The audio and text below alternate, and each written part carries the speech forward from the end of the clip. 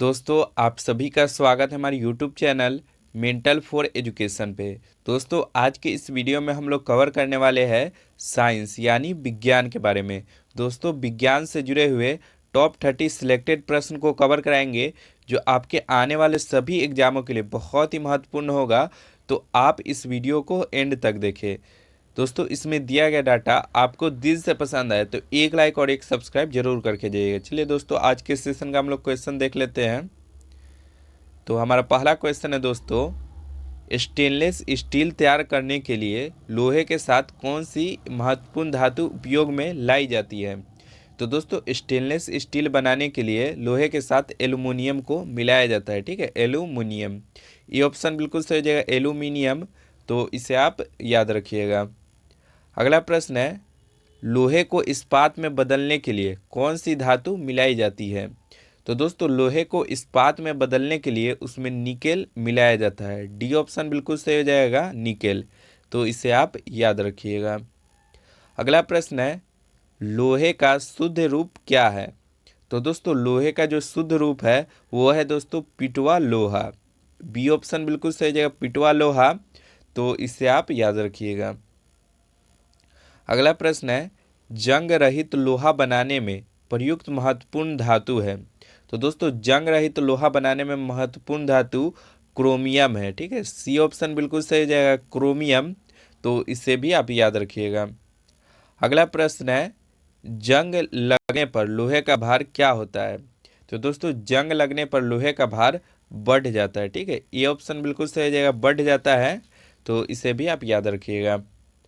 अगला प्रश्न है दोस्तों, लोहे धातु के जंग लगने में वायु में एक वायु में क्या दोनों की आवश्यकता होती है।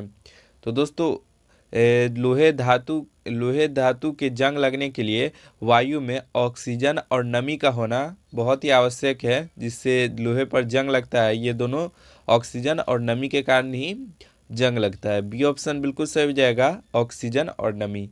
तो इसे आप याद रखिएगा। अगला प्रश्न है दोस्तों, लोहे जंग लगने से बना पदार्थ है। तो दोस्तों लोहे के जंग लगने से बना पदार्थ फेरिक या फेरम ऑक्साइड बनता है। डी ऑप्शन बिल्कुल सही जाएगा, फेरिक या फेरम ऑक्साइड। तो इसे भी आप याद रखिएगा। अगला प्रश्न है, पृथ्वी के गर्भ में दूसरा सबसे ज़्यादा पाया जाने वाला धातु कौन सा है। तो दोस्तों दूसरा सबसे ज़्यादा पाया जाने वाला धातु वह है दोस्तों लोहा। ये ऑप्शन बिल्कुल सही हो जाएगा, लोहा। तो इसे भी आप याद रखिएगा। अगला प्रश्न है, निम्न में से किस धातु की अधिक मात्रा से मनुष्य को सिड्रोसिस नामक बीमारी हो जाती है। तो दोस्तों लोहा के अधिक मात्रा में हो जाने से मनुष्य में सिडोसिस नामक बीमारी हो जाती है। ये ऑप्शन बिल्कुल सही जगह लोहा के। तो इसे आप याद रखिएगा। अगला प्रश्न है, निम्नलिखित में से कौन धातु पीतल, कांस्य और जर्मन सिल्वर इन सभी के उभय घटक के रूप में विद्यमान है। तो दोस्तों इन सभी में उभय घटक के रूप में विद्यमान ये दोस्तों तांबा है। बी ऑप्शन बिल्कुल सही जगह, तांबा। तो इसे भी आप याद रखिएगा। अगला प्रश्न है, वायु में थोड़ा देर रखने पर किसी धातु के ऊपर हरे रंग के बेसिक कार्बोनेट की परत जम जाती है, तो वह धातु है। तो दोस्तों वह धातु तांबा है। तांबा को वायु में थोड़ा देर रखने पर उस पर हरे रंग की बेसिक कार्बोनेट की परत जम जाती है। ठीक है, ये ऑप्शन बिल्कुल सही हो जाएगा, तांबा। तो इसे भी आप याद रखिएगा। अगला प्रश्न है, वे कौन सी धातु है जो सिल्वर रंग की नहीं होती है। तो दोस्तों सिल्वर रंग की ये दोस्तों तांबा और सोना नहीं होता है। ठीक है, बी ऑप्शन बिल्कुल सही हो जाएगा, तांबा और सोना। तो इसे आप याद रखिएगा। अगला प्रश्न है दोस्तों, सबसे पहले मानव ने किस धातु का उपयोग किया। तो दोस्तों सबसे पहले मानव ने तांबा का उपयोग किया था। ठीक है, बी ऑप्शन बिल्कुल सही जगह, तांबा का। तो इसे आप याद रखिएगा। अगला प्रश्न है दोस्तों, हरा थोथा या हरा कशिश किस रासायनिक पदार्थ का प्रचलित नाम है। तो दोस्तों हरा थोथा या फिर हरा कशिश ये दोस्तों फेरस सल्फेट का रासायनिक नाम है। ठीक है, डी ऑप्शन बिल्कुल सही जगह, फेरस सल्फेट। तो इसे भी आप याद रखिएगा।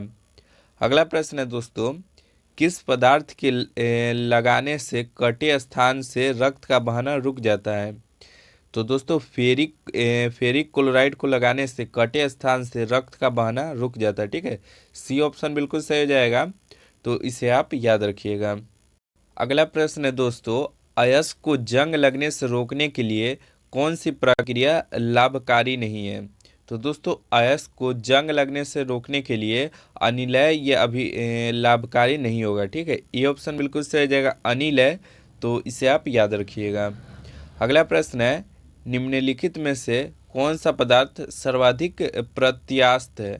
तो दोस्तों सर्वाधिक प्रत्यास्थ ये दोस्तों इस्पात है। बी ऑप्शन बिल्कुल सही हो जाएगा, इस्पात, तो इसे भी आप याद रखिएगा।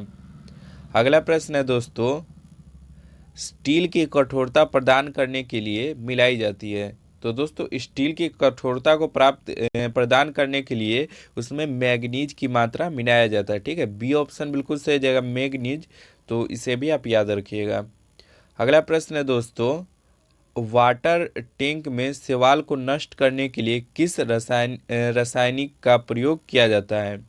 तो दोस्तों वाटर टैंक में शैवाल को नष्ट करने के लिए उसमें दोस्तों कॉपर सल्फेट डाला जाता है। ये ऑप्शन बिल्कुल सही जाएगा, कॉपर सल्फेट, तो इसे आप याद रखिएगा।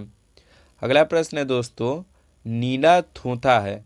तो दोस्तों नीला थोथा का रासायनिक नाम दोस्तों कॉपर सल्फेट है। ये ऑप्शन बिल्कुल सही जाएगा, कॉपर सल्फेट, तो इसे आप याद रखिएगा। अगला प्रश्न है, नीला कशिश का रासायनिक नाम है। तो दोस्तों नीला कशिश का रासायनिक नाम कॉपर सल्फेट पेंटाहाइड्रेट है। ठीक है, सी ऑप्शन बिल्कुल सही जाएगा, कॉपर सल्फेट पेंटाहाइड्रेट, तो इसे भी आप याद रखिएगा। अगला प्रश्न है दोस्तों, अगला प्रश्न है, तांबा का शत्रु तत्व है।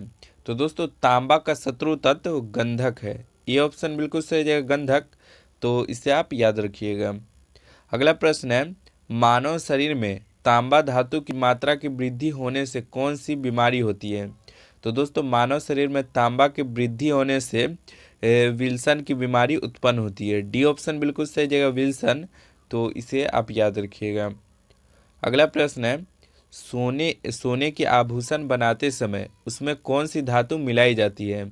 तो दोस्तों सोने के आभूषण बनाते समय उसमें तांबा मिलाया जाता है। ठीक है, ए ऑप्शन बिल्कुल सही जगह तांबा को मिलाया जाता है, तो इसे आप याद रखिएगा। अगला प्रश्न है, कांसा मिश्रित धातु है। तो दोस्तों कांसा जो है तांबा व टीन का मिश्रित धातु है। ठीक है, ये ऑप्शन बिल्कुल सही हो जाएगा, तांबा व टीन, तो इसे भी आप याद रखिएगा। अगला प्रश्न है, तड़ित चालक निर्मित होते हैं। तो दोस्तों तड़ित चालक निर्मित ये दोस्तों तांबा में निर्मित होते हैं। बी ऑप्शन बिल्कुल सही हो जाएगा, तांबा, तो इसे आप याद रखिएगा। अगला प्रश्न है, कैलोरीमीटर बनाया जाता है। तो दोस्तों कैलोरीमीटर जो होता है वो दोस्तों तांबा से बनाया जाता है। सी ऑप्शन बिल्कुल सही जगह तांबा, तो इसे भी आप याद रखिएगा। अगला प्रश्न है, सबसे अधिक लचीला और पीटकर पत्थर बनाए जाने योग्य धातु है।